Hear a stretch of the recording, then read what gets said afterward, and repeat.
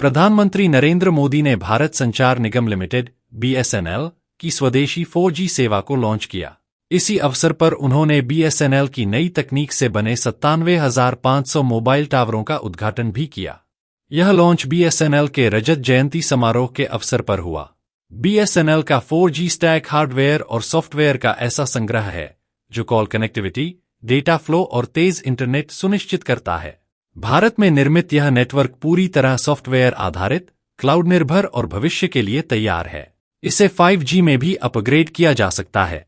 इन टावरों का निर्माण 37,000 करोड़ रुपए की लागत से किया गया है और वे उत्तर प्रदेश, महाराष्ट्र, राजस्थान, असम, गुजरात, बिहार, ओडिशा और आंध्र प्रदेश जैसे राज्यों में स्थापित हैं। संचार मंत्री ज्योतिरादित्य सिंधिया के अनुसार ये टावर पहले ही देश के 2.2 करोड़ ग्राहकों को सेवा दे रहे हैं। प्रधानमंत्री मोदी ने कहा कि यह तकनीक भारत में विकसित की गई और इसका लाभ दूरदराज के गांवों, सीमा क्षेत्रों और सैनिकों को सुरक्षित कनेक्टिविटी प्रदान करने में मिलेगा। BSNL का यह स्वदेशी 4G नेटवर्क भारत को उन देशों की सूची में शामिल करता है जो घरेलू टेलीकॉम उपकरणों का निर्माण करते हैं, जैसे डेनमार्क, स्वीडन, दक्षिण कोरिया और चीन। डिजिटल भारत के विजन के अनुरूप यह पहल ग्रामीण और पिछड़े इलाकों में डिजिटल कनेक्टिविटी बढ़ाने में मदद करेगी।